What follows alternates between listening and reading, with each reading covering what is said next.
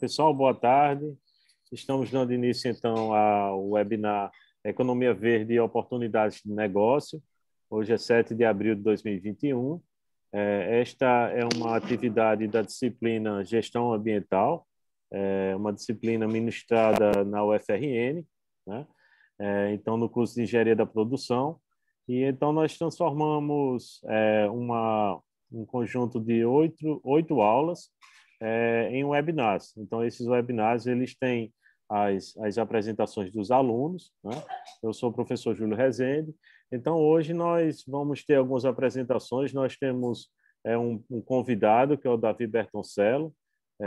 Eu vou fazer uma breve apresentação também. Vamos ter uma apresentação de Felipe Alves, de Clara Paiva, de Jennifer Guedes e também de Camila Lira, né? Então, nós temos essa programação. E, então, já dando início então às atividades deste webinar, a primeira apresentação que nós temos é do convidado Davi Bertoncello. A apresentação dele tem o título A Importância da Mobilidade Elétrica como Mecanismo Socioambiental, um panorama da aplicação da inovação como ferramenta em prol ao acolhimento de reivindicações sociais. Então, falar brevemente aqui sobre o currículo de Davi Bertoncello. Ele tem 38 anos, é o CEO da Tupinambá, é uma das referências brasileiras em sustentabilidade de cidades inteligentes. Ele tem experiência também como executivo com grande atuação nas áreas de marketing e inovação. É diretor de infraestrutura da Associação Brasileira de Veículos Elétricos, a ABVE. É também embaixador da mobilidade do jornal Estadão e influenciador da agenda em prol do desenvolvimento sustentável desde 2012, quando foi palestrante no evento da ONU, a Rio+20.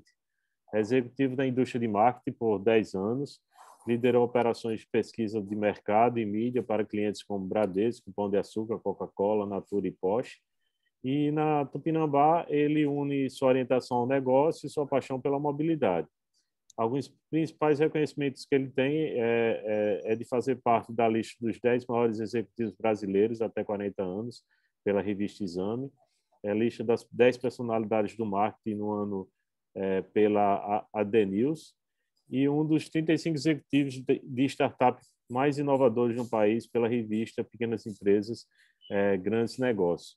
Então, Davi, fique à vontade para iniciar a sua apresentação. Aqui eu, enquanto professor, e os nossos alunos aqui da UFRN, nós agradecemos a sua disponibilidade e a sua motivação em colaborar conosco e irradiar esse tema que muitos ainda desconhecem, né, e que apresenta grandes oportunidades de negócio no contexto da economia verde, que é a nossa proposta dessa discussão hoje, deste webinar, tá certo? Então, fique à vontade aí para iniciar a sua apresentação.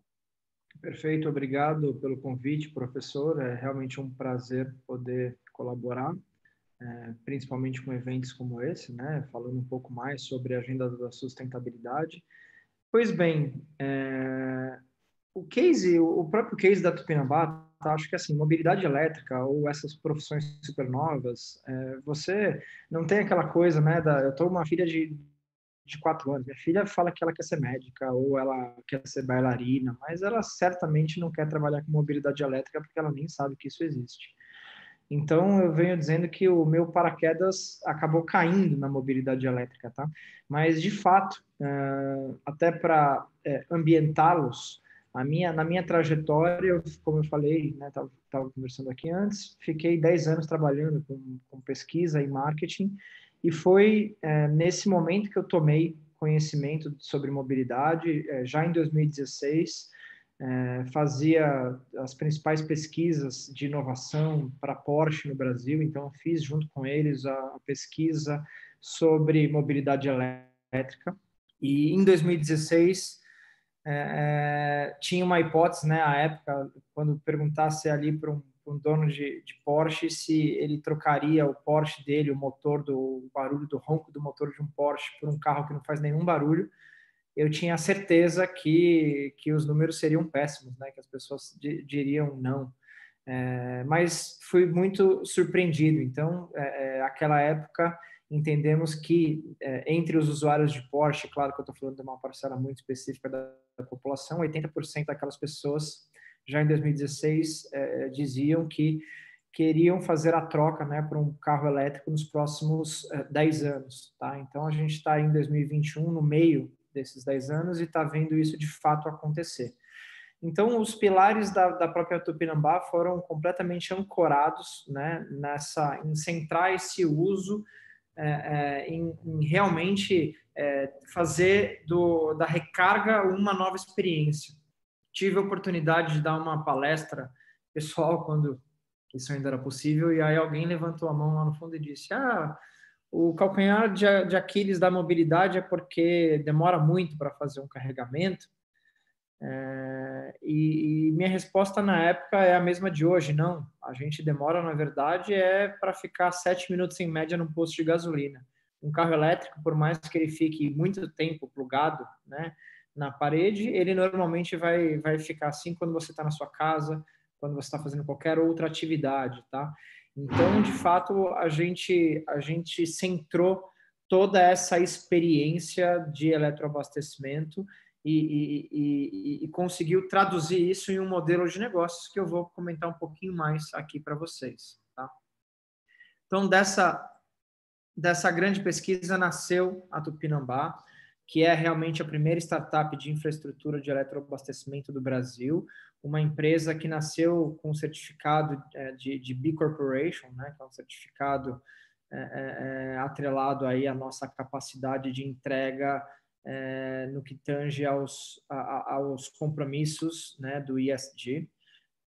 Endereçamos 6 das 17 ODS da ONU, né, incluindo aí a ODS que vocês também estão trabalhando.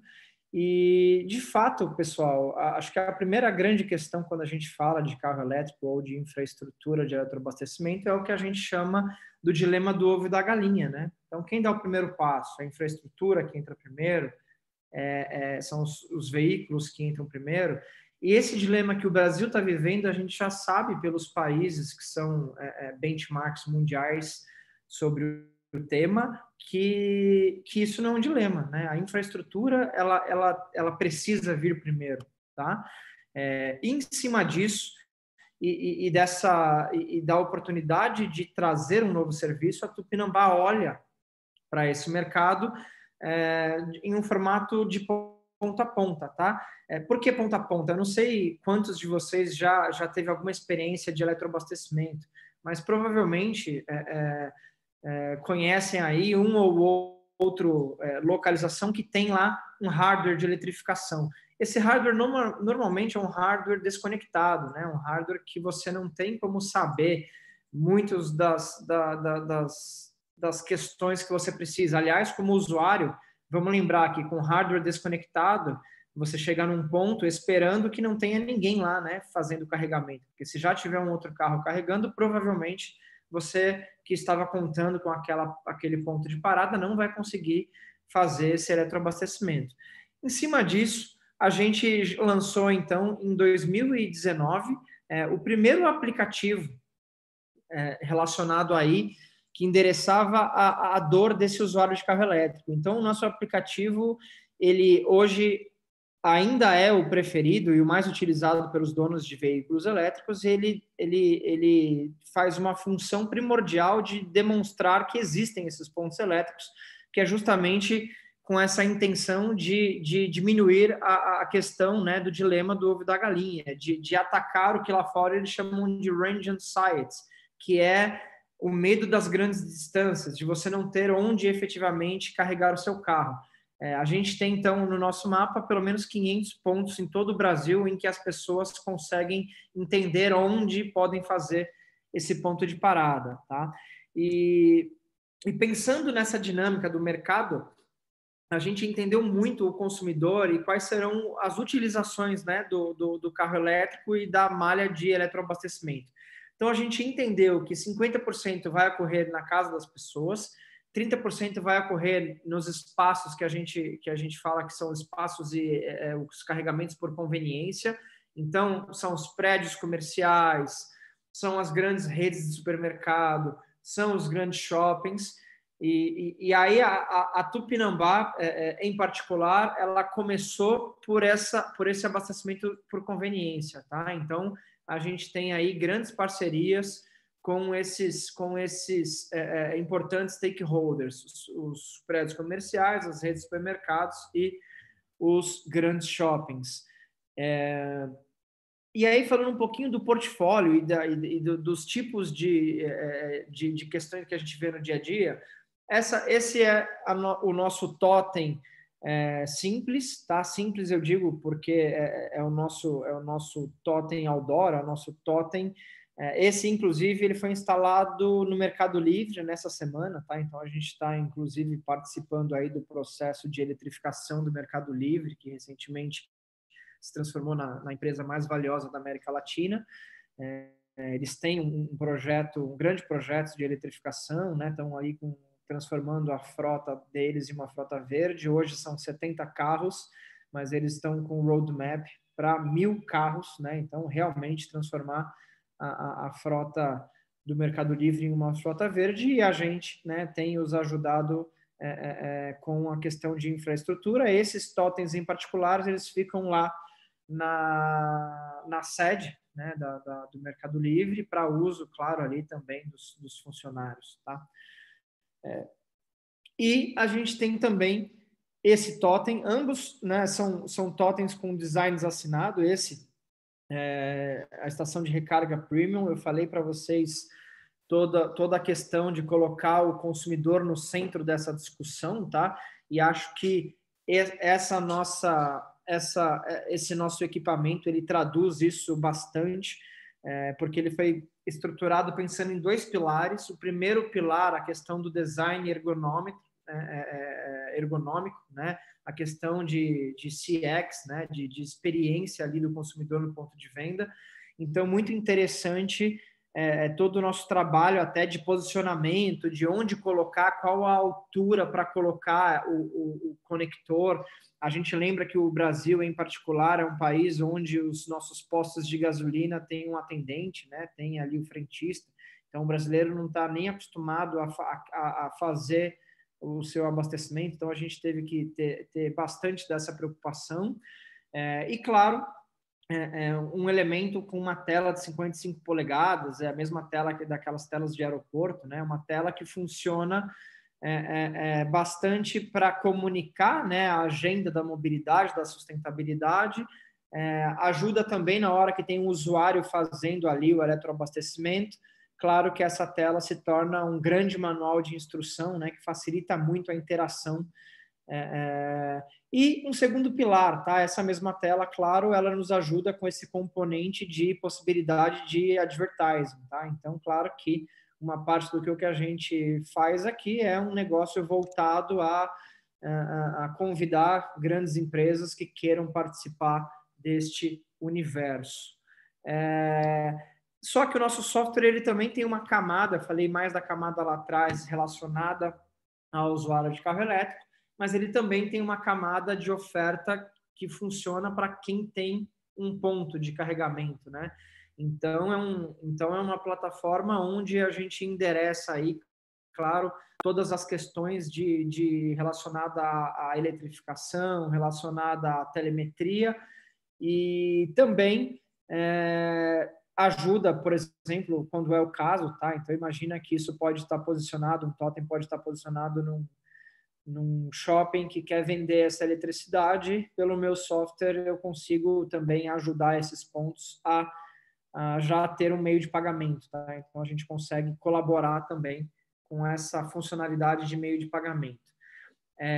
Mas, né, acho que essas nossas telas, elas têm essa capacidade, então, como eu falei, de convidar grandes parceiros.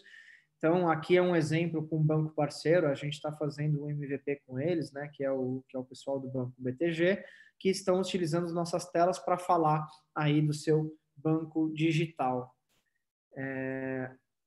E, claro, né, acho que para quem gosta aí de comunicação, de advertising, muitos têm se falado no tema de green advertising, mas, de fato, existem poucas oportunidades, né, para fazer, além de projetos especiais, para tornar Green Advertising um produto de varejo. E é a isso que a gente se propõe. Então, essa camada, né, que vocês estão vendo, esse mobiliário é um mobiliário que nós estamos, para 2025, a ideia é um roadmap de 700 estações. Tá? Então, nesse ano, 2021 serão as 50 primeiras e até 2025, 700 equipamentos iguais a esse.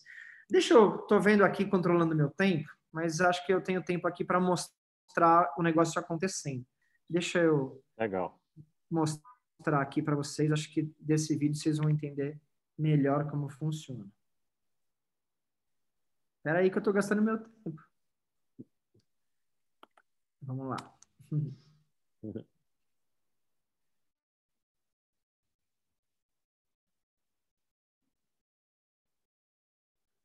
Opa, deixa eu pegar essa aba. Adiantar aqui.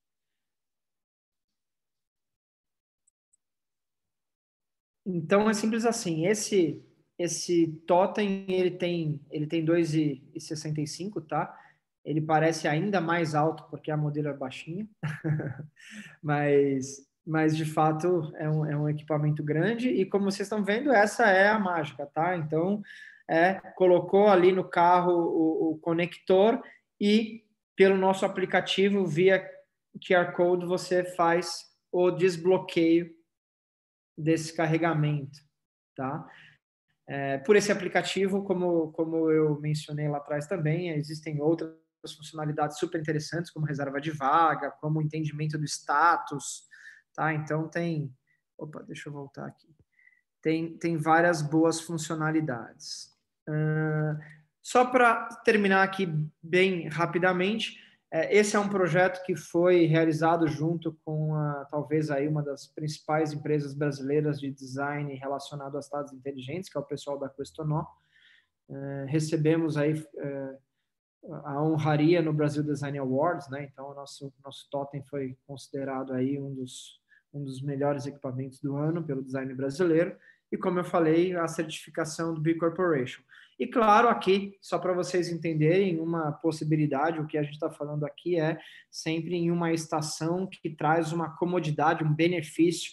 Lembrando e terminando aqui minha fala, esses espaços de carregamento veiculares, eles têm realmente uma oportunidade nas mãos, que é trazer uma oferta completamente diferente, né? A gente está bastante acostumado a um jeito de abastecer, que é parar num posto, que enfim, um ambiente, não um ambiente hostil, mas claro, você não tem ali um serviço de valor agregado no próprio abastecimento, tá? Então, é um pouco do que a gente está entregando aqui, toda essa camada de funcionalidade, design thinking, para realmente trazer um elemento super diferente, capaz de movimentar aí a mobilidade elétrica nacional, né? Acho que a gente falava aqui também com o professor, hoje somos 1% da frota brasileira, mas para 2030 seremos ao menos 40% dessa frota.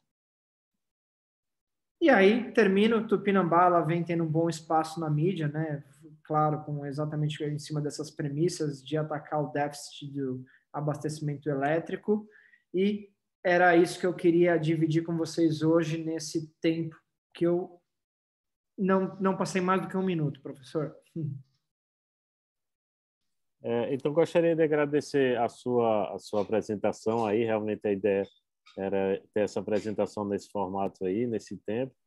E aí a gente vai dar continuidade aqui à nossa programação. O pessoal que tiver alguma pergunta pode colocar aqui no chat também, que o Davi ele vai ficar ainda um tempinho aí, e aí ele pode estar acompanhando alguma pergunta aí de quem está assistindo, tá certo? Para que ele possa ir respondendo aí para vocês, tá bom? Claro, fico à disposição em caso de perguntas e fico mais um tempinho aqui com vocês, assistindo um pouco aí das próximas apresentações. Ok. Então, pessoal, dando continuidade aqui à nossa programação, eu vou estar falando sobre oportunidades na economia verde. Neste caso, eu vou trazer 2 experiências americanas, né? Uma experiência é sobre a Greental Labs e uma segunda experiência sobre a LaCie, né? Então, a Greental Labs ela é localizada em Massachusetts, em Boston, né, na região de Boston, e a LaCie é localizada em Los Angeles, tá certo? Então, vou estar falando dessas duas experiências aqui para vocês, até com uma forma também de motivar para a gente pensar o que é que poderia fazer de forma semelhante aqui no Brasil. Então, eu tive a oportunidade de visitar essas duas experiências no meu pós-doutorado, isso em 2016, há 4 anos atrás, e é interessante perceber que essas duas experiências elas continuam existindo, continuam fortes, e a gente vai falar um pouco sobre elas rapidamente, né? Então, aqui é o perfil da Greental Labs no Twitter, tá certo? Então, eles, na verdade, eles estão em Somerville, que é vizinho a Cambridge, vizinho a Boston, né? Assim, é uma área toda, é como se fosse Natal e Parnamirim aqui no Rio Grande do Norte, quer dizer, são duas cidades conurbadas, né, que existem.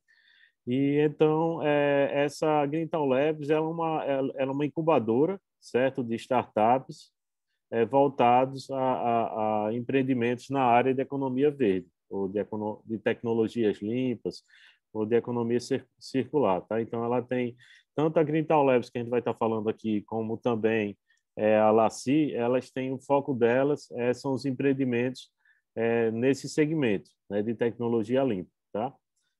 Então, dando continuidade aqui, uma coisa interessante, eles estão abrindo um escritório também, uma outra incubadora também da Greental Labs em Houston, e aqui no caso eles vão estar abrindo esse escritório em Houston, no Texas, no dia 22 de abril. Então, eles já estão expandindo esse modelo deles de incubadora de empresa para outros mercados, né?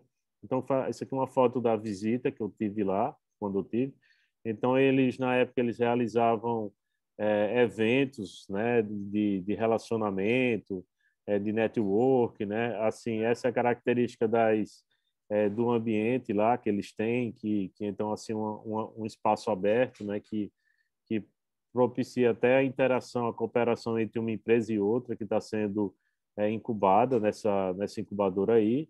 Aqui é um dos gerentes lá que deu apoio nessa visita.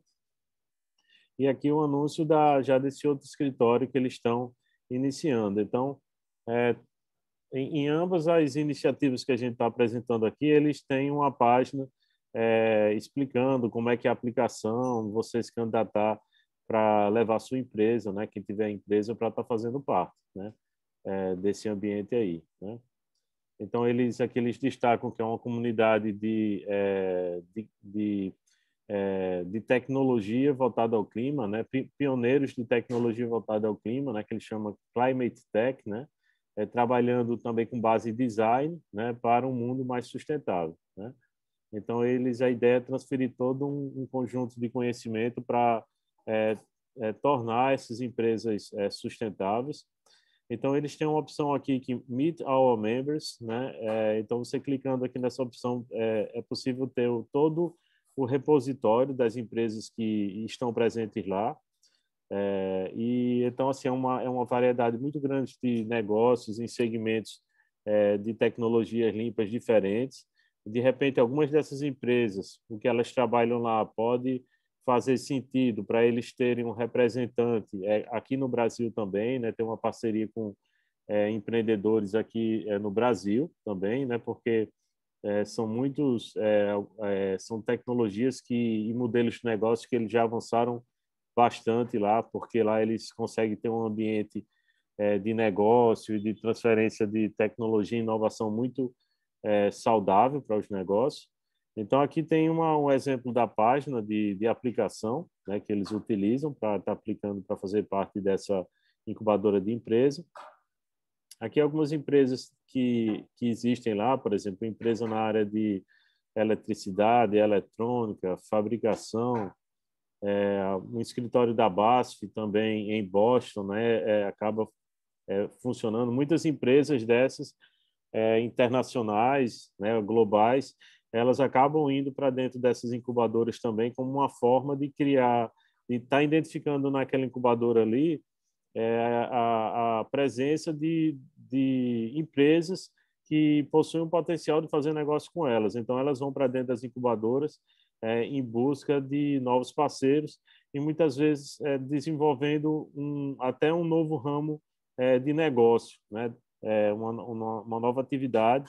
Então, eles vão para dentro dessas incubadoras para aprender e encontrar suporte para desenvolver uma nova tecnologia dentro do portfólio de produtos e serviços que ela já possui, né? E aqui algumas outras empresas. Então, nesse diretório aqui, se você clicar, aí vai para a página da empresa, vai ter todos os detalhes, as informações de contato, né? E a segunda incubadora que eu gostaria de falar, né, já que o tema é a questão das oportunidades, é a empresa, a incubadora de empresa Laci, que essa é uma foto da fachada frontal, né? É possível ver algumas bikes aqui compartilhadas aqui na frente. Tem cara de ter sido um prédio restaurado, né? Que eles fizeram uma renovação, né? De um prédio, né?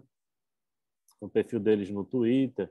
Então, isso foi um evento que teve de apresentação da incubadora, né? Então, eles estavam recebendo vários incubadores, empresários, empreendedores interessados até em fazer parte, empreender, né? Terem seus negócios nessa incubadora de empresa. Eu coloquei essa foto aqui para chamar a atenção que aqui é uma área de bicicletas, porque muitos empreendedores eles não usam veículo, eles usam bicicleta para o deslocamento.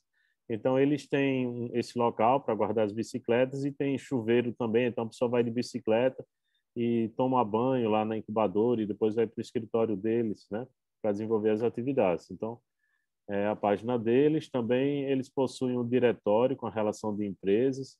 Eles têm parcerias com outras consultorias na área por exemplo, na área legal, na área de contabilidade, na área de preparação grant writing, né? Grant writing para preparação para concorrer de repente, premiações ou obter financiamento, né?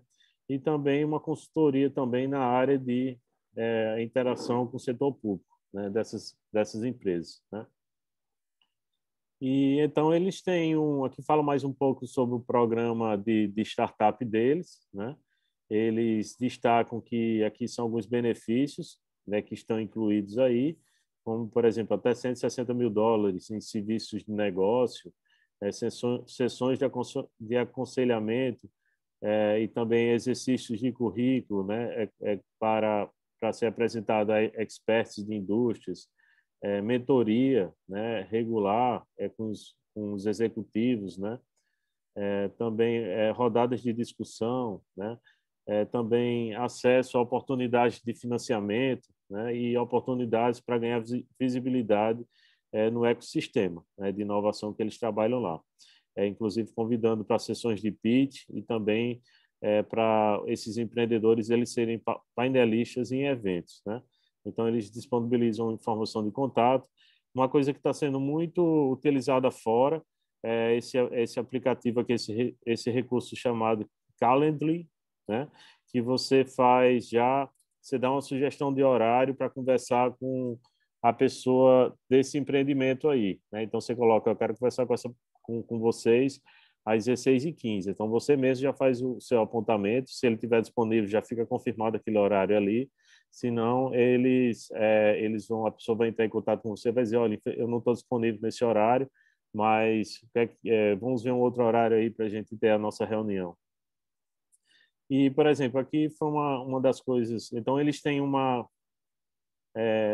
todas as duas incubadoras, eles têm uma quantidade muito grande de empresas que estão funcionando ligado a eles. Uma dessas empresas é a Connected Homes, que eles pré-fabricam residências, tá? Então, eles têm 14 modelos de residências e aí eles fazem um projeto dessas residências conforme esses 14 modelos, você concorda com o preço, você concordando com o preço, eles destacam que eles têm um preço competitivo em relação a essas residências. Então, a vantagem é que é um processo construtivo muito rápido, né? Depois que está o projeto já pronto, aqui no site deles, deve ter mais informações dizendo a estimativa de tempo, né, para sair da planilha até estar com esses módulos prontos, né? E então é como se fosse uma construção inteligente que ela aproveita bem os espaços, uma cama que se transforma em mesa de trabalho, coisa desse tipo. Então acaba que eles têm uma solução que pode ser uma habitação numa área, num território pequeno, né, poucos metros quadrados, mas apresentando um bonito design e uma boa funcionalidade, né? Então, como essa empresa aqui, existem muitas empresas em setores diferentes, muitas vezes empresas de consultoria, empresas de tecnologia de informação com solução relacionada à tecnologia limpa, empresas na área de energia, também na área também de abastecimento elétrico, tudo isso, né? Então, era isso um pouco que eu queria compartilhar com vocês e a gente observar nessas experiências aqui da Greentown Labs, né, de Boston, e a LACI de Los Angeles, a gente vê essas experiências e a gente se inspirar um pouco em imaginar incubadoras que elas tenham essa característica de apoiar negócios nessa área, né, nessa área de tecnologias limpas, tá certo? Então, obrigado pela atenção de vocês. Pronto. Olá, pessoal, boa tarde. Me chamo Felipe Alves, sou aluno do curso de Engenharia de Produção, né? Vou falar um pouco sobre um case relacionado a refeições rápidas e sua relação com embalagens ecológicas, especificamente de uma empresa chamada Eu Já Fui Mandioca, tá bom? Entrando justamente na parte que o tema do nosso webinar é justamente a economia verde e suas oportunidades de negócio, né? O que seria essa economia verde, né? Justamente essa economia que não gera danos e resíduos para o meio ambiente, né? Lembrando todos aqueles pontos já apresentados dos ODS, né? Justamente esse entra como um dos ODS, entre vários no caso, que é para os objetivos para a não contaminação do meio ambiente, né? E entre minhas pesquisas de vários temas que eu pensei, um dos casos que está bastante em alta é o mercado de deliveries e de entregas em modo geral, né? Justamente com a pandemia, muitas empresas elas não estão fazendo atendimento presencial, até porque não podem, em muitos casos, devido a lockdowns e decretos que não permitem. E o principal foco dessas empresas de refeições virou justamente o delivery. Segundo alguns dados, teve um aumento de até 94% no custo de deliveries. O que se pensa no delivery, né? Quando você vê esse mercado crescendo, você lembra assim que muito se produz para, no caso de embalagens e coisas para que chegue a sua refeição, né, até a casa do consumidor final. E para onde vai essa mercadoria? Para onde vai esse tudo são sacolas plásticas, muitas vezes são embalagens de quentinhas, copos descartáveis, né? Então, essa necessidade do mercado foi muito necessário reformular a logística das empresas para atender essa demanda dos consumidores. Então, não encontrei um estudo ainda 100%, mas teve um grande aumento do consumo de descartáveis, né? Isso é meio que nítido para todos.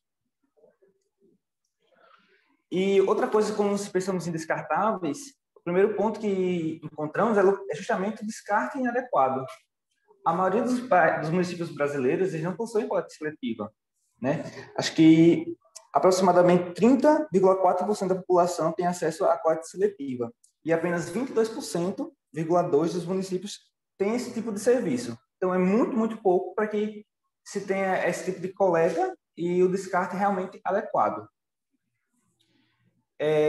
Esse consumo, o segundo ponto, é o consumo imediato, né? Os itens são descartáveis, são descartados imediatamente após o consumo, né? Ele não tem nenhum uso, né? Geralmente, no caso, não tem nenhum uso. Você come um hambúrguer ou uma quentinha, alguma coisa, e você já joga a embalagem fora. Então, praticamente é o uso que você vai usar ali em menos de 30 minutos, fez uma refeição e já vai para para o descarte, né? E se esse descarte for inadequado, poderá chegar a um lixão, demorar vários e vários tempos para ser decomposto. E mesmo que vá para um aterro sanitário, né? Ainda assim, ainda é bem ruim para o meio ambiente. Levando em consideração também que o plástico das embalagens, eles muitas vezes não são recicláveis, não podem ser reciclados porque o resíduo orgânico, o resto de comida, no caso, torna inviável economicamente para reciclar. E muitas vezes a tipologia das embalagens não vale a pena para as empresas de reciclagem fazer esse tipo de manobra para voltar esse material para o mercado. Então, no Brasil, ainda existem 2.707 lixões mapeados, fora terrenos baldios, valas, rios. Muitas vezes, né, sabemos que nem todo mundo tem acesso à coleta correta desse tipo de material e acaba chegando no meio ambiente por descartes incorretos, né? Uma imagem que ficou bem alta nas redes sociais, para quem acompanha, que tem Instagram, Facebook, esse tipo de redes sociais, ficou bastante evidente o tanto de embalagens que são mostradas no programa do Big Brother, que é um programa da Rede Globo, que são, durante ações de marketing, né, da uma empresa de delivery, que é o iFood, que é uma das maiores, né, que eles são um dos patrocinadores do programa e, frequentemente, eles enviam comidas, refeições, tanto para estampar a marca e fazer divulgação, né? Então, eles mandam muitas e muitas embalagens. Cada comida, cada tipo de comida é muitas embalagens. E teve uma imagem, foi essa que eu estou mostrando aí na tela, que chocou bastante o pessoal, que é como é que um almoço para uma pessoa ou duas gera tanto embalagem, né, tanto resíduo. E isso ficou um pouco ruim para a mídia, né, para o marketing da empresa, do iFood, que é uma mega empresa. Então, justamente pensando nisso, o iFood pensou em quê? Em um programa, né, eles mostraram, justamente esse que eu vou mostrar adiante, embalagens ecológicas feitas a partir de mandioca. Fez até uma propaganda, fez até um dos participantes ler uma cartinha comentando que o descarte era 100% ecológico e não iria gerar danos. E isso ainda assim pegou muito mal para a empresa, porque, como todos sabem, né, o iFood não tem, em uma das suas diretrizes, não tem nada falando sobre como é para ser esse procedimento de embalagens. Né? A gente sabe que quando você pede um lanche na sua casa, vem milhões e milhões de sacos plásticos, embalagens de qualquer forma, e o iFood não tem nenhum, como é que se diz, engajamento social para que as empresas associadas, os restaurantes, façam o uso desse tipo de embalagem, né, ecológica. Então, vou mostrar um pouco sobre essa empresa, que se chama Eu Já Fui Mandioca, tá? O lema dela é da terra para a terra. Todos os produtos foram inspirados na natureza e são elaborados segundo o conceito circular, como uma casca de fruta.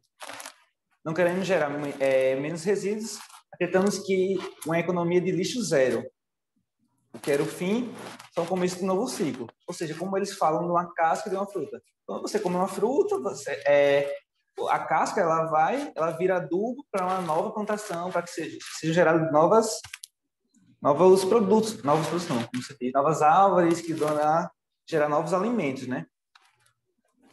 Então, a empresa fala sobre a economia linear, que é a economia que temos hoje, né? Que é a forma de organização de uma sociedade baseada na extração, produção e descarte dos recursos naturais. Produtos feitos a partir desses recursos utilizados até serem descartados como resíduos. Ou seja, quanto maior a produção, maior a extração e, consequentemente, o volume de resíduos gerados, que é o que vivemos hoje numa sociedade que, quanto mais consumimos, mais é extraído dos recursos naturais, menos plantamos, menos voltamos a essa parte verde, né, no caso, e geramos muitos resíduos, em lixões, em aterros sanitários. E a empresa fala sobre a economia circular. O que é economia circular? É baseada na natureza, restaurativa, regenerativa, por um princípio que se opõe ao processo produtivo linear.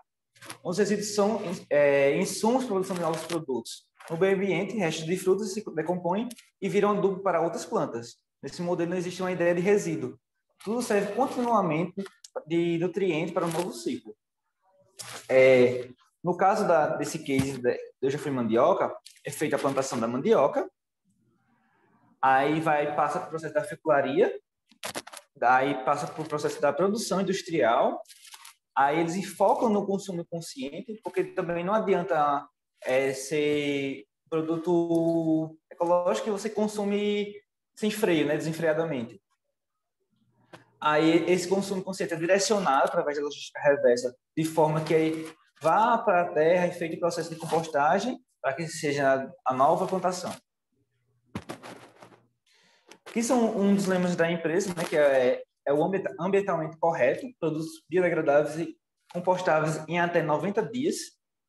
É uma empresa 100% brasileira e de produção limpa, sem resíduos, baixíssimo consumo de água, principalmente, que é um dos pontos da empresa, é esse baixo consumo de água, e sequestro de carbono, verificado no ciclo de produtivo. Em vez de eles emitirem carbono, eles sequestram, eles tiram do meio ambiente. E é um produto vegano, né, que é um produto que não tem nenhuma matéria-prima que seja testada proveniente em animais. Então, segundo vários estudos, o consumo sustentável está entre os 3 maiores fatores de decisão na compra de 32% dos brasileiros. Ou seja, nessa pesquisa, 32% dos brasileiros acham que... eles consomem, de preferência, produtos que tenham essa característica sustentável, né? Então, isso aí já gera um ponto do nosso webinar, que é justamente a oportunidade de negócio. Então, essa empresa Já Fui Mandioca, ela percebeu isso e durante vários e vários anos, essa empresa é uma startup, e resultou no uso da mandioca. Eles encontraram que nenhum outro produto chegou às características necessárias que a mandioca tinha.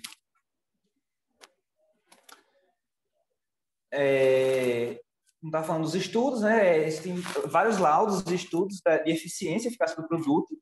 Eles são um produto que pode ser customizado, já que geralmente todas as embalagens vêm com a logomarca, vêm com a propaganda da empresa em si, né? É uma matéria-prima 100% renovável e brasileira.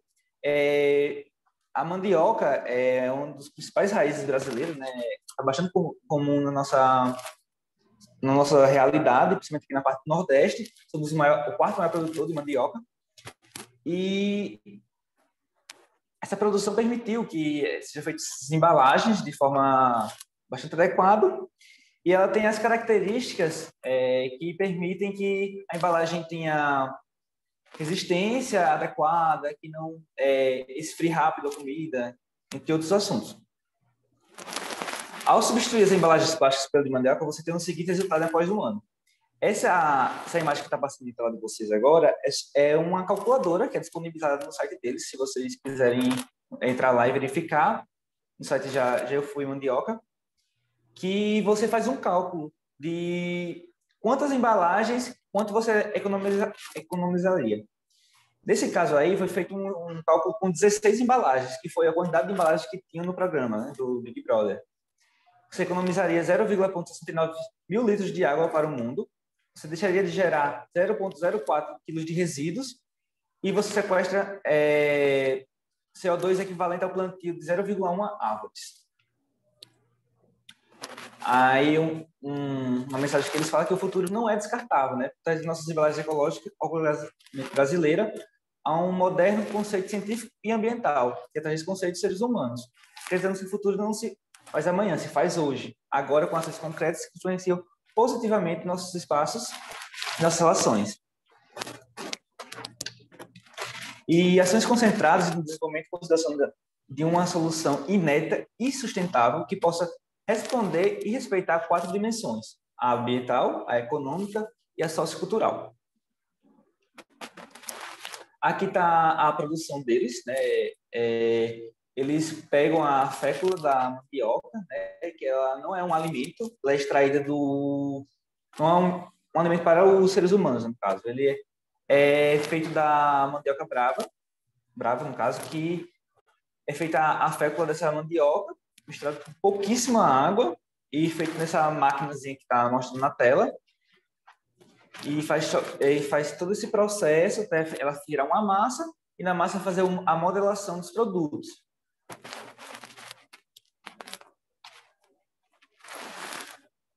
Aqui são os principais ODS que a empresa prega, que é a indústria, inovação e infraestrutura, consumo e produção responsável, ação contra as mudanças globais, justamente na parte do CO2, da captura desses materiais, o fato de, no caso, a não poluição, também da vida da água, tanto na economia quanto na não poluição, e a vida terrestre. Que é a parte que eu tenho falado sobre a emissão do CO2.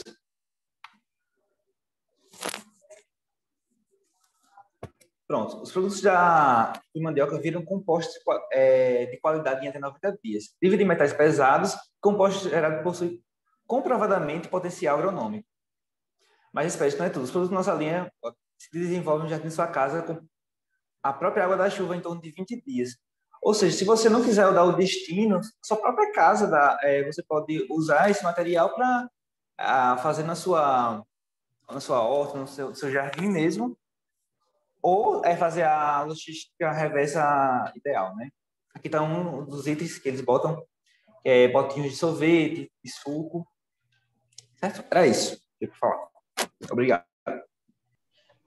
Boa tarde, eu me chamo Clara Paiva, eu estou cursando o 6º período do curso de Engenharia de Produção na FRN, e o tema que eu trouxe foi Raízes Indígenas como Inovação para Embalar e Servir Alimentos, a folha de bananeira como embalagem. Então, foi utilizado, né, desde os antepassados, como forma de uso culinário, decorativo, terapêutico, religioso ou até mesmo na construção. Então, a ONU, ela bota a banana, que é o fruto da bananeira, como um alimento de primeira instância. Então, esse alimento ele é muito importante para a nutrição das pessoas. E o seu uso da folha de bananeira, né, começou aqui no Brasil mais ou menos pelos indígenas, e eles tinham bastante uso. Só que devido ao desenvolvimento tecnológico e industrial, foi ficando em desuso e surgiram novas opções principalmente de embalagens e de materiais, como por exemplo o plástico e o alumínio, que eram mais vantajosos para tanto a indústria quanto para os consumidores finais. Só que isso trouxe um impacto muito grande na parte ambiental devido ao seu descarte. Então, muitas vezes não ocorre a reciclagem, como o Felipe falou anteriormente, e quando existe material, ele pode ser reciclado, ele não é, e muitas vezes é descartado em aterros sanitários ou em lixões, e isso causa muitos danos ambientais. Então, eu trouxe aqui alguns dados que cerca de 1/3 do lixo doméstico é composto por embalagens, cerca de 80% das embalagens são descartadas após usadas apenas uma vez. E, além disso, mais de 8 milhões de toneladas de resíduos plásticos vão parar nos oceanos todos os anos. Então, esses dados aqui foi só para exemplificar a urgência, né, devido aos recursos naturais serem finitos, a urgência de soluções ambientais que sejam de forma alternativa para diminuir o uso desse plástico e desses outros materiais que causam danos ao meio ambiente. Então, a folha de bananeira. Por que utilizar a folha de bananeira como alternativa para embalagens plásticas? A folha de bananeira, ela é bastante flexível, ela em seu estado assim natural, assim que tira do pé, ela precisa ser, para poder fazer esse uso, né, precisa ser queimada no forno, e ela fica como se fosse realmente um tecido, uma manta. Você pode amassar e ela não fica quebradiça, e você pode moldar ela do jeito que você quiser. Ela também é impermeável, então ela segura tanto líquidos como gorduras. Além disso, é antiaderente, então é uma alternativa para muitas pessoas que querem deixar de usar papel alumínio também. E ela é biodegradável, então ela é 100% biodegradável, 100% natural. Então, por isso que ela é uma alternativa a embalagens de plástico e papel alumínio. Aqui eu trouxe um caso no ano 2019, de um projeto chamado Bioplant, que foi de um grupo peruano que ele ganhou um programa financiado pelo programa, não vou saber falar, mas acho que é Innovate, no Peru, né? Que era um concurso que premiava ações sustentáveis. Então, eles ganharam e era uma alternativa para o uso desses pratinhos de isopor. Então, esse material ele é feito com folha de bananeira e a proposta é que ele se decompõe em 2 meses, em comparação ao isopor, né, que leva cerca de 500 anos para se decompor no meio ambiente.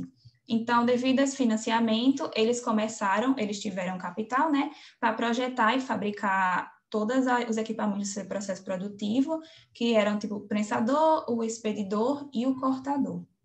Então, eles podem produzir cerca de 50 mil pratos mensalmente.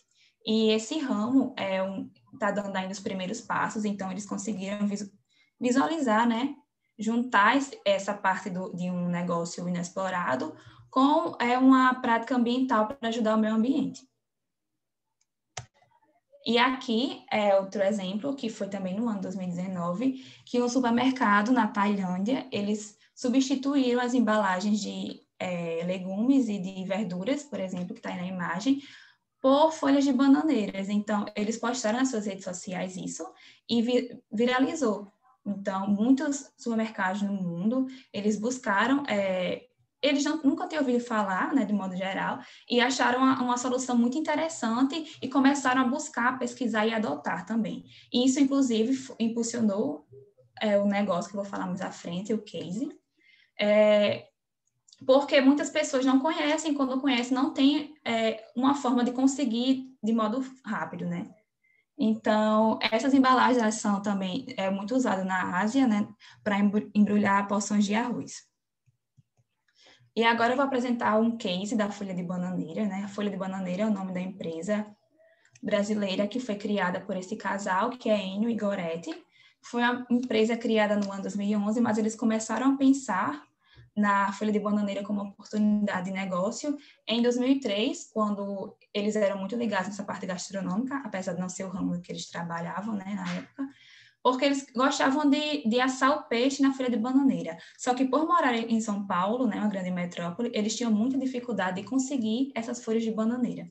Então, eles procuraram na época em supermercados, em feiras, até mesmo na internet, e não achou ninguém que comercializasse isso. Então, eles tiveram essa ideia, né? Começaram a pensar, elaborar um plano para montar um negócio que vendesse essa folha de bananeira, que até então era um mercado inexistente, inexplorado pelas pessoas. E naquela época, né, também já estava surgindo essa preocupação ambiental, e eles viram isso como uma oportunidade de negócio. Então, eles passaram mais ou menos uns 8 anos fazendo viagens e conversas com agricultores, a parte mais do plantio, e também com um projeto de pesquisa com graduandos e mestres na USP, né, na Faculdade de Agronomia, para poder entender as propriedades físicas e químicas da folha da bananeira, para assim poder melhor trabalhar e fazer e propor, né, seus produtos. Então, inicialmente, eles passaram 3 meses vendendo essas folhas, né, no mercado, próximo a bancas de peixe. Então, porque eles pensaram, bom, normalmente as pessoas usam essa folha mais para a parte de cozinhar. Então, eu vou juntar, vai que as pessoas comprem. Mas eles viram que essas pessoas, elas não estavam dispostas a comprar folha de bananeira.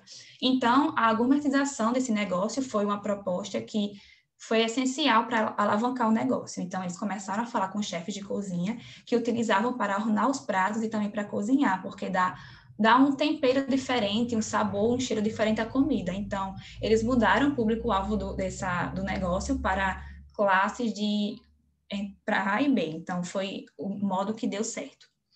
Em questão da produção, é feita uma fazenda, eles têm um único fornecedor, ele foi procurar fornecedores que não usassem agrotóxico, mas normalmente todos produziam a banana, então para produzir essa banana eles utilizavam muito agrotóxico. E a folha da planta é o primeiro local que o agrotóxico tem um contato, então eles não queriam isso. Eles conseguiram um produtor que trabalhava... Então, ele trabalhava de forma orgânica, sem agrotóxicos. Então, eles começaram a produzir. E nessa plantação tem cerca de 7 mil bananeiras e não produz banana, que é justamente para não precisar de agrotóxicos. E a cada semana eles colhem cerca de 300 folhas que são tiradas do pé. E o negócio é composto basicamente por 3 pessoas, que é o casal, e mais uma. Então, eles que limpam e embalam tudo, é algo bastante artesanal assim ainda. E hoje a marca é comercializada em alguns supermercados paulistas e no Paraná. Uma coisa interessante é que eles vendem esse produto na internet. Vocês podem acessar o site, que eu vou passar mais à frente, e conseguir comprar. E também, apesar acho que é uma coisa que eu achei interessante, né, que eles vendem para o Brasil inteiro, assim, para enviar.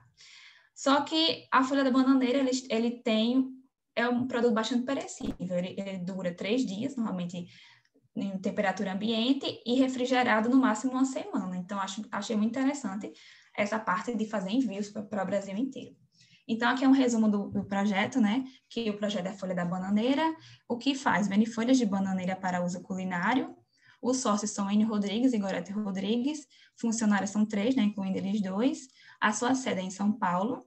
Ele teve início das atividades oficialmente em agosto de 2011. O investimento inicial foi 120 mil e o faturamento no ano de 2016, que foi quando eu vi o último dado, foi cerca de 76 mil. Eu vi uma entrevista deles em 2019 falando que eles estavam começando a ter esse retorno do investimento, mas eles ainda precisavam desenvolver e buscar novos investidores para poder crescer para outros estados, porque até então eles são a única empresa voltada exclusivamente para o comércio dessas folhas de bananeira. Então, os produtos que eles já vendem com buquinhas prontas, eles vendem já pedaços separados, mas eles vendem também a folha inteira. Então, aqui eu trouxe alguns usos para você fazer, que, por exemplo, a primeira parte aí é uma cumbuquinha que você pode colocar alimentos, tanto o mais pastoso como o líquido, porque, como eu falei, a folha da bananeira segura bastante. Pode ser usado para assar e cozinhar, tanto peixes, verduras, frango, porque ela segura, então tem propriedades antioxidantes que o alimento ele vai absorver e vai trazer também um novo sabor e um cheiro à comida, de um jeito especial. Pode ser utilizado também para ornamentar, né, como substituto a embalagens plásticas. Também aqui ele trouxe como forma de ornamentação, muitas vezes usados nos restaurantes, nesses chefes, que eles utilizam bastante. Como eles aguentam bastante temperatura, você pode utilizar como forma de suporte para as panelas quentes, né? Como forma de substituto do papel alumínio, que, como eu já falei, né, o papel alumínio não traz nenhum sabor, nada meio que positivo, assim, em comparação à folha da bananeira, né, que tem a mesma função e ainda traz sabor e um cheiro especial à alimentação e traz menos impacto ambiental. E também, como foi dito, nessas embalagens de supermercado. Então, aqui é o site, né, se vocês quiserem saber mais desse projeto, que eu achei bastante interessante. O site deles é folhadabananeira.com.br, eles também possuem o Instagram, e lá vocês podem ter contato saber um pouco mais da história deles, saber alguns produtos que eles vendem, e é isso, a empresa é 100% livre de agrotóxicos, o produto deles, e é bastante biodegradável. Então, é uma forma de negócio que foi inexplorada, assim, que eles viram uma oportunidade de negócio que poderia ser rentável tanto economicamente como para o meio ambiente. Então, seria uma forma de economia verde, que eu achei interessante trazer. E é isso. Pronto. Então, boa tarde, né? Meu nome é Jennifer. Hoje eu vim falar um pouco para vocês sobre roupa viva, a busca pela ancestralidade do processo artesanal para a produção de peças de vestuário. Essa apresentação, ela vai consistir em cima, no caso de uma pessoa, né, que o nome é Flávia Aranha, que é uma empreendedora aqui do Brasil, que verificou uma oportunidade, né, nas confecções de roupas na parte de indústria têxtil, né? Ela atuava nessa parte e os valores da indústria têxtil não iam de encontro com os valores dela, né? E nesse conflito ela resolveu buscar na ancestralidade das raízes do Brasil, né, brasileira, uma solução, porque ela não queria deixar de sua profissão, né? Sua profissão como parte de vestuário. Então, aqui eu trouxe um pouco bem resumidamente, o impacto da indústria têxtil no meio ambiente, né, que durante a sua produção, compostos orgânicos voláteis e efluentes contendo antimônio, substância que pode irritar olhos, pele e causar inflamações dos pulmões, são emitidos, e sem contar na poluição dos oceanos por microplásticos, que contaminam animais ao longo da cadeia alimentar. Isso é bem verdade, se você passar, por exemplo, perto de alguma indústria têxtil, por exemplo, aqui é Guararapes, que fica aqui na Zona Norte, BR-101, você vai sentir um odor muito fétido, que você pode até confundir que é com esgoto, mas não, é o cheiro dos efluentes, né, que a indústria têxtil libera no meio ambiente, que muitas vezes está de forma inadequada. Então, aqui eu trouxe algumas falas, tá? Que estão presentes no site, no blog da Flávia Aranha, que, no caso, trouxe esse conceito de roupa viva e está bem forte aí. Inclusive, participou do São Paulo Fashion Week no ano passado, e que ela fala, né, que nossas inspirações surgem das relações que constituem o ecossistema em que a marca está inserida, da noção de interdependência entre todos nós e o meio ambiente. Conhecer agricultores, artesãos, ouvir as costureiras, observar com atenção o que se passa à sua volta, os gestos de um ofício, o som da mata fechada, a cantoria das fiandeiras. As texturas, cores e formas de uma nova coleção surgem na leitura subjetiva dessa interação. Ou seja, a sua marca ela está totalmente conectada com a natureza e também com o conceito de sustentabilidade. É um negócio sustentável que pode permear aí durante séculos, pois ela não agride os ecossistemas que está envolvido, né? Então, aqui eu trouxe alguns valores, que no caso, que são apontados 6. Aqui o primeiro é a biodiversidade nativa e cultura regional, destacando aqui essa imagem de alguns tecidos são todos com tingimento natural, certo? O tingimento natural é corante, falando mais do ponto de vista pessoal, eu sou uma pessoa que eu tenho alergia a corante, demorei um pouco a descobrir isso, mas tem roupa que, por exemplo, me dá alergia. Não tão forte, mas me dá. E também alimentos. Na confeitaria, por exemplo, são tidos alguns corantes que são obtidos a partir de processos naturais, através de repolho roxo, que com vinagre fica azul, e a partir da condensa, do esquentar aquilo vai gerar um líquido que você pode tingir. Frutas vermelhas, manga, maracujá, são compostos que você pode obter corantes naturais que vão direto no alimento. A cúrcuma também, que é algo bem presente aqui no Brasil, que é costumeiramente chamado de açafrão muitas vezes, e também é utilizado no tingimento de roupa. E outra curiosidade aqui é que eu não sei se vocês estão vendo minha seta, mas esse primeiro pedaço de tecido aqui, ele é obtido a partir do tingimento do pau-brasil, que é a árvore que dá o nome ao nosso país, né? Que teve uma alta extração aí no período colonial, mas que hoje a gente não tem essa busca de saber como é que era esse processo antigamente, né? Porque hoje em dia, com a indústria, se perdeu um pouco desses... Eu tenho uma curiosidade pessoal de conhecer esse processo. Como é que era lavar o cabelo antigamente? Como é que era... até o processo de costurar mesmo, como é que era antigamente? Porque a gente hoje vai na loja, encontra a roupa pronta e tá tudo ok.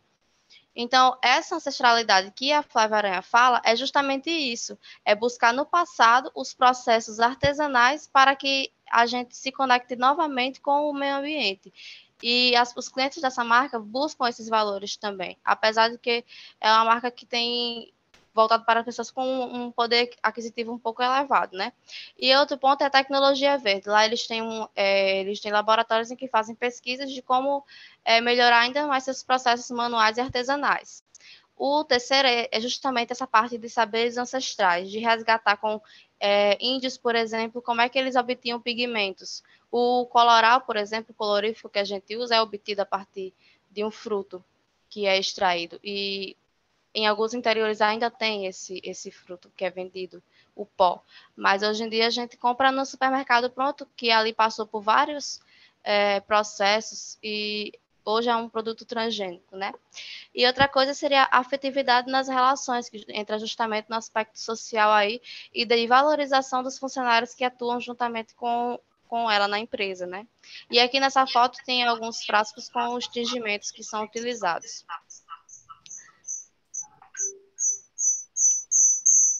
Acho que tem a ver com o microfone aberto, tá voltando aqui para mim, não sei.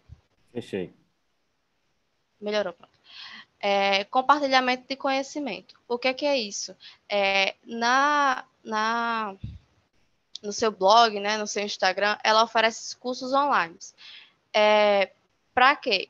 Para compartilhar o conhecimento que ela obteve. Tanto é que eu buscando informações sobre como é o processo, não tem tanto, porque isso é difícil. Ela foi atrás de muito conhecimento antigo ali, investiu recurso nisso para descobrir como é que era feito essas coisas.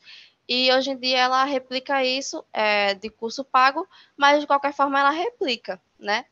E tem muitas pessoas que participam. Ela já deu curso em outros países, né? Portugal, deu cursos aqui na América do Sul, e sempre está mostrando essas rotinas. E o sexto ponto é gerar impactos positivos. Por exemplo, hoje eu estou aqui falando e tem outras 20 e tantas pessoas escutando sobre isso, que talvez nunca tenham ouvido falar sobre esse assunto, né? E além disso, gerar um impacto na cadeia, valorizar artesãos que são fornecedores dela, valorizar as costureiras que trabalham com ela e valorizar o próprio processo artesanal em si. Que no caso, que além de serem produtivos, né, atuam como uma conexão com a nossa ancestralidade, isso na palavra delas, tá? O nosso saber mais antigo é gravado na memória através da reprodução da técnica.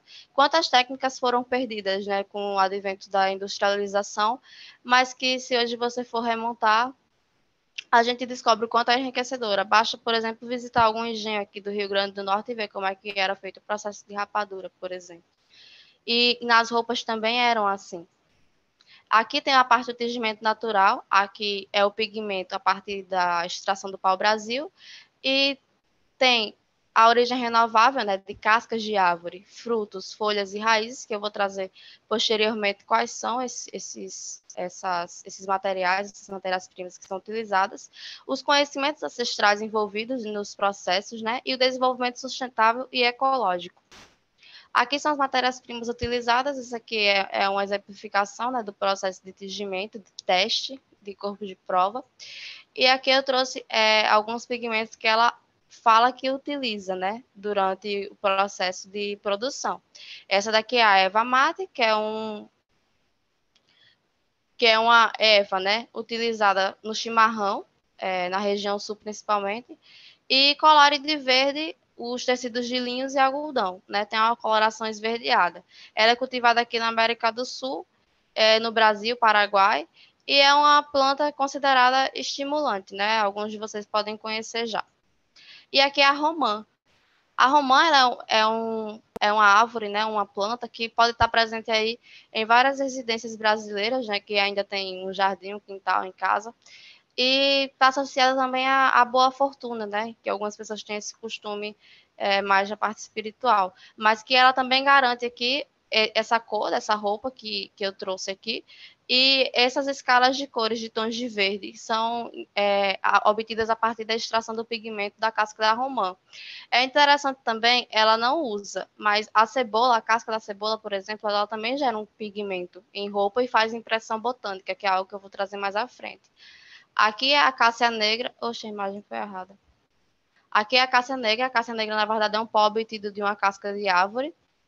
Eu posso mostrar depois, professor, porque a imagem aqui está errada. E ela é fonte vegetal de tanino, que é um pigmento que vai segurar aí a coloração feita na roupa. O processo de coloração natural, ele é 100% biodegradável, ele é biodegradável, né? E tem um impacto positivo na cadeia, né? E aqui eu trouxe um pouco da impressão botânica. A impressão botânica é produzir estampas nos tecidos a partir de cascas, a partir de folhas secas e estampar esse tecido. Aqui dá para ver que eles, no comprimento, né, espalham a estampa que quer dar. Cada cor dessa daqui vai ser estampada, depois eles mergulham esse rolinho que é enrolado em algum tipo de pigmento, eles fazem isso com linho, com seda e com algodão, e geram aí a estampa botânica, né? É um processo manual e delicado, longo e vivo, que evidencia e potencializa as propriedades individuais de cada planta.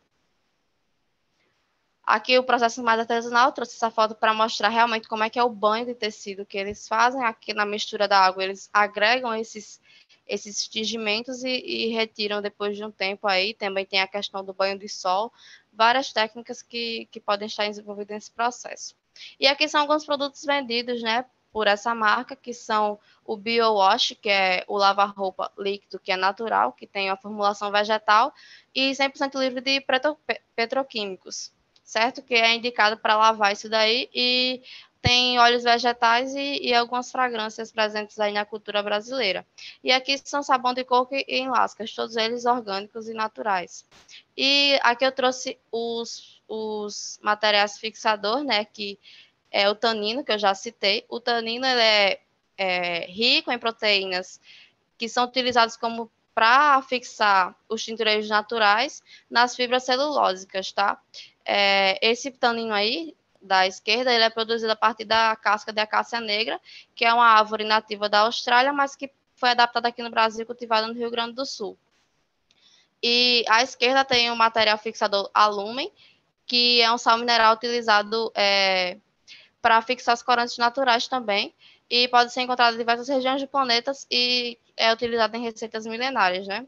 Como é conhecido como pedra-alme pela gente e tem uso aí diversos na nossa cultura. Aqui são os materiais tintórios. Esses materiais que eu estou mostrando, gente, que eu já mostrei aqui também, é vendido na loja, tá? Porque muitas pessoas, ao conhecer, surgiu essa necessidade de mercado dela vender isso aqui para as pessoas produzirem em casa, que é um movimento que tem surgido na internet já há alguns anos, que é o faça você mesmo. E as pessoas estão, sobretudo na pandemia, aumentou ainda mais essa necessidade de, com o cansaço, né, e tudo mais, fugir agora a palavra, mas que as pessoas estão querendo fazer as coisas por conta própria, né, e surgindo isso, ela começou a comercializar os materiais que ela utilizava na loja para o consumidor final já, para fazer testes, para aprender, para ensinar aí na sua região. Aí aqui está a erva mate, que eu já citei, a cúrcuma, e esse daqui é o jatobá. O jatobá, ele é uma árvore de grande porte, né, encontrada em diversas regiões do Brasil, e é rica em ferro, né? É considerada sagrada pelos povos indígenas e é utilizada também aí para atingir as roupas, né, os tecidos. Aqui também tem o urucum, que é uma espécie nativa da América, né, tropical, que é utilizado pelos indígenas. E aqui tem o crajiru, que também é muito utilizado como fins medicinais e como corante pelos povos indígenas também. E aqui é o material tintório do pau-brasil, que a imagem está errada. Aqui eu trouxe para vocês algumas fotos, né, demonstrando como é que é a loja, mostrando como é a loja, e alguns materiais, porque como falou lá em cima, né, um dos valores é buscar parcerias. E esses produtos aqui são obtidos de forma natural e artesanal, como acessórios de vestuário. Aqui são algumas as araras da loja, né, para vocês verem o acabamento desse tipo de roupa. Essa daqui, essa foto aqui mais à esquerda, dá para ver a estampa. Essa estampa é aquela estampa botânica que eu falei anteriormente. E aqui não encontrei material sobre isso, mas essa roupa aqui, essa cor de tecido também é obtida a partir de pigmento natural, que é o índigo, né? Só que não tem muitas informações sobre como isso é produzido. Então, dando uma conclusão aqui, essa busca, né, pelos processos artesanais que eram antigos, vindo hoje em dia, é como se fosse para tirar um pouco do impacto que a gente já causou na natureza. E isso é importante a gente refletir, porque o quanto de poluição a gente está produzindo no meio ambiente ao comprar uma roupa em uma loja de fast fashion, por exemplo, e qual a nossa responsabilidade em cima disso. E o quanto a gente perdeu as nossas raízes, né? O Brasil é um país miscigenado, que tem aí suas etnias e tudo mais, mas que alguns costumes foram se perdendo, né? Como eu já citei aqui ao longo da apresentação. E basicamente é isso. Se alguém tiver alguma dúvida. Obrigada. Boa tarde, eu sou Camila, eu faço parte do grupo 8, que já apresentou, mas devido a uns problemas eu não consegui apresentar, então vou apresentar agora. Nós falamos sobre as embalagens ecológicas da Natura e soluções inteligentes com menor impacto ambiental. A Natura ela investe em design para diminuir o impacto ambiental nas suas embalagens, porque a forma como um cosmético é embalado e descartado causa impacto no meio ambiente. E as embalagens unem essa estética e funcionalidade e buscam gerar o menor impacto ambiental possível que eles conseguem. Aí aqui no caso é priorizado o uso de materiais reciclados, pós-consumo e de origem renovável. Eles buscam desenvolver soluções que facilitam a reciclagem e garantam os direitos humanos das famílias que são envolvidas na coleta do lixo reaproveitado. Aqui tem umas opções de embalagens, uns refis.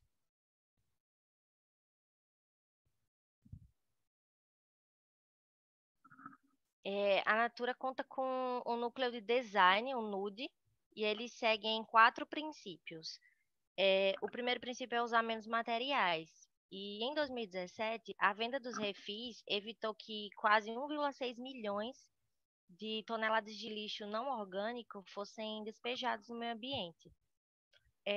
Lançada em 2013, a linha Soul é outra iniciativa para racionalizar o uso de materiais, que vem os refilzinhos assim, você abre e coloca no potinho que você já tem, você já comprou pela primeira vez.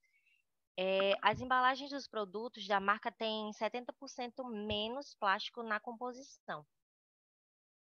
E o segundo princípio é utilizar mais materiais reciclados pós-consumo. O primeiro material começou a ser usado em 2015 nos frascos de fragrâncias de algumas marcas. No caso, a Ecos, Kayak, Humor e o Essencial. Aí, 3 anos depois, já contavam com pelo menos 20% do vidro reciclado em todos os produtos de perfumaria. E em 2017, começaram a utilizar o PET 100% reciclado nos produtos da linha da Ecos. 2 anos depois, o mesmo movimento aconteceu com a embalagem do olhinho Seve. Além dessas marcas citadas, a matéria-prima é usada na linha Todo Dia, na linha Plant e na linha Tess. O reaproveitamento de 249 toneladas de resíduos por ano significa não jogar lixo equivalente a 5 milhões de garrafas PET, que no caso é evitado essa poluição, né? Aí no terceiro princípio, eles priorizam materiais de fontes renováveis. Dentro desses princípios, o uso do plástico verde, que é feito a partir da cana-de-açúcar. E é um recurso renovável, é um destaque dessa linha. O uso do plástico verde na Natura evita a emissão de quase 5 mil toneladas de carbono em um ano, o que equivale à emissão de gases de efeito estufa produzidos em 800 viagens de carro em volta da Terra. E o quarto princípio é garantir a máxima reciclabilidade. Para colocar em prática esse princípio, ao fazerem um design da embalagem, eles procuram viabilizar a desmontagem do maior número de componentes dela, o que eles conseguirem desmontar assim, na embalagenzinha, eles fazem com todo cuidado para facilitar o processo da reciclagem.